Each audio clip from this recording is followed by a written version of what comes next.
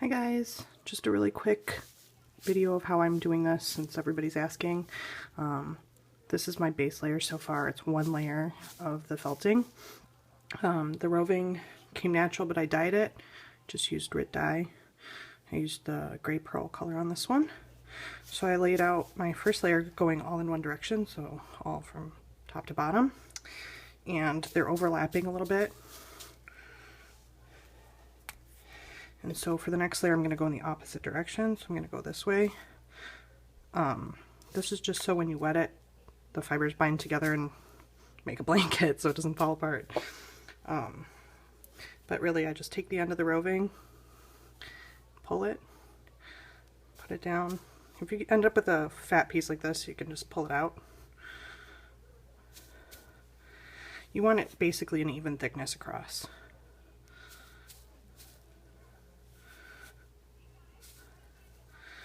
So, pardon me while I finish this. I just wanted to give you guys a rough idea. If you get any little holes like that, just fill them in.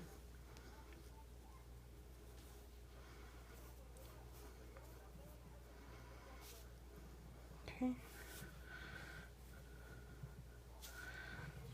Almost done. This is basically the same as the other video. I only do 2 layers because I don't need this to be thick. I'm not cutting it. I'm not making it into any garments. It's just a prop. It's not going to be used roughly. I don't need it to be thick. So now I'm just feeling for any places where I'm missing some. There. Just make sure it's even all the way across. Okay. If you have a little bit left over, you can use it to hold the curls down. So then I have these. They're curls straight off the sheep. They weren't processed. They were washed a little bit, but when I was dyeing them, I obviously washed them more. So they're clean. They come super bundled like this. So in order to get them to stick, you need to fuzz them out. At least one end. I mean, obviously you want some texture, so you can leave the other end. But this is what's going to bind to the blanket. Okay. So then I just put them down. I don't put a lot, but obviously it's up to you how much you want. I just do 1 layer across the top. Just kind of randomly place them down. Not all of them will stick, just FYI, so you may have to re-wet the blanket and rework it if you want all of them down. I don't care usually because the baby's going to be covering up a lot of it, so it doesn't have to be perfect. You just want the texture. But you can see the difference. This is nice and flat and smooth and soft, and these are obviously curly. Now, some of the roving I know comes curly. I've not worked with it, so I don't know how well it'll stay curly or how well it'll bounce back. When you're processing this, it gets really flat. So it looks like you destroyed it, but the curls bounce back once it's dry. That's why I chose to use the curls. And honestly, one of the blankets I wanted had this kind of pattern, so I thought I'd try and do it myself. Okay. Obviously these pieces that are tight, they're going to stick up like this, but that's how I like it. Okay, that's pretty good. So I will be right back with the hot water. Okay, I'm here with my hot water. It's just a pitcher for my coffee, actually. And I've got a little bit of baby detergent because it smells good, and I know it's okay on baby's skin. You don't want it too sudsy, so you can see there's hardly any bubbles. So I used a tiny, tiny, tiny little bit of soap. That's just to help work the fabric, and you can rinse it out at the end, obviously, so it's up to you what kind of soap you want to use. There are better soaps for this, but this one I found worked. I have bubble wrap here, that's what this is sitting on, and then underneath that is a towel. So I just kind of pour it in a line back and forth, just so I know I'm wetting the whole blanket. You're going to smush this down, so honestly everything's going to get wet. Depending on how hot your water is, you can pop the bubbles underneath. So just be aware of that when you're putting your hand down. It's hot. That's why I like to have the bubble wrap.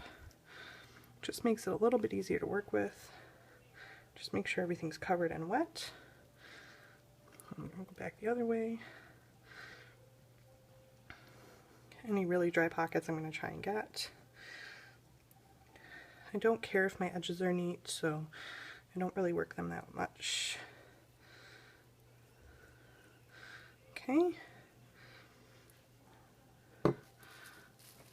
Alright. So then I put my bubble wrap down first, and then I just press my hands into it. It'll get nice and flat. And everywhere will get covered in water. And if you have any really dry patches, you can go back and re-wet them. Like I said, I don't care about the edges. I kind of like them fluffy, so I don't care if they don't get worked. Obviously, if you want really fluffy edges, you can make it go past whatever you're using to wrap it with, if you're using the bubble wrap.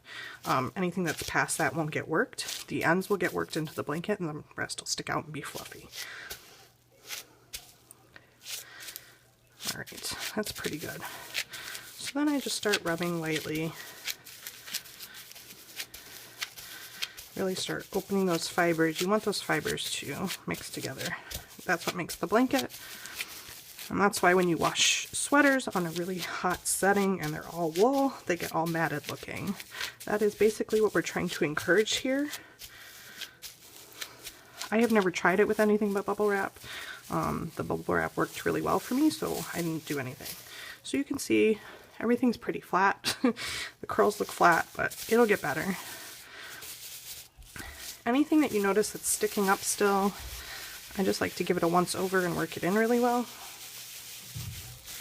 Okay. This is just so when I'm rolling it, nothing's coming apart. Alright, so then I cover it back up again, and then we're going to roll it really tight. This is going to press a little bit of the water out. That's why you want the towel there. So if you don't have the towel there, you're going to get water everywhere. And if you've dyed this or you're using dyed wool, I recommend using an old towel, or like I'm using the towel that I used to dye my hair, so it was already had dye all over it.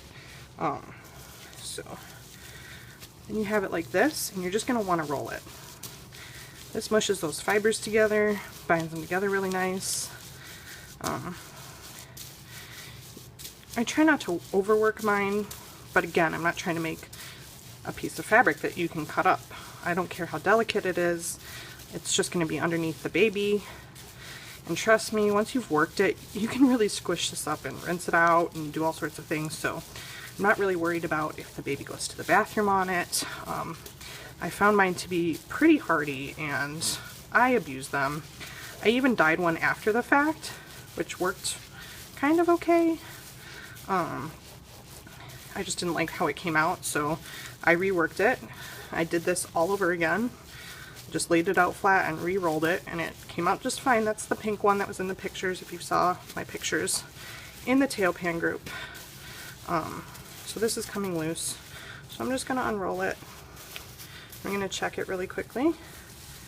It tends to slide down, so you want to check it. I'm just checking to make sure there's no holes, no gaps anywhere. If you do see gaps, you can take whatever you have left over and fill it in. You can see these curls are starting to stick pretty good.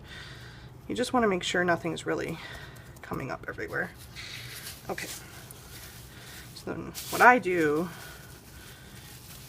is flip it over really quickly and do the same thing. So let's go back the other way. It's going to shrink in the direction that you're rolling. Just keep in mind this will shrink a little bit. I haven't noticed too bad of shrinkage on mine. And again, I don't care that these are sticking out. I just keep rolling. You want to try and keep it semi-tight. Okay. And then we did that, so we've done front and back. And now I like to do side to side just to keep it even. Make sure it's all flat. Those of you who are doing the fluffy ends, I don't recommend doing this part because I'm going to roll those now. And that means they will get worked and they will get flattened out. That's why I wasn't too worried about if they were sticking out. Again, you can see that mine's not really soapy. I used maybe a quarter size drop of soap. That seemed to be enough. I did it once without soap, and it didn't work as nice. So the soap definitely does help. There are soaps made to do this with. I've heard people talking about the different kinds of soaps that they use, people who are fiber artists and do this regularly and make purses and clothing and everything else and actual blankets out of it. Since this was for babies, I wasn't too worried about it. Alright, last one. Okay, I'm just really making sure that everything is evenly rolled out. And you can see this is going to make about 11 by 14. I got 4 ounces of wool and 4 ounces of curls. And I've so far made, this will be my 4th blanket. I definitely have enough left over for another blanket and more curls left over for another blanket. Let me see if I can get you the roving. So this is what it looked like, natural and undyed. It came in a braid. Lots of you have seen them, especially if you're a newborn photographer. I also have batting, like that wool fluff. That is in my pink blanket, and I tend to notice it makes a fluffier end product, like a thicker, squishier one. And I wanted something that was more flat. I just want this under my newborns as like a texture layer. So, you know, my background fabric, then a bump blanket, and then this over top of it. So that's it. Once you open it up, that's how it's going to look. Obviously this is not dry. But if you're in the Tailpan group, you've seen some of my dry ones. Let me get my original. So this is what it looks like when you're done. You can see all the curls are fluffed up back and nicely, but they're still attached. So this curl, even though it's sticking up, the bottom is attached where I fluffed it out. This was my test piece. This is the very first one I made. That's why it's so tiny. The more you work it, the more you're going to flatten those curls into the blanket so that they're more like this. But obviously you're still getting the texture. So if you want something that's more fluffy, I recommend not working it as much. Okay, so I hope that helped, and I will post pictures of the gray one when it's done.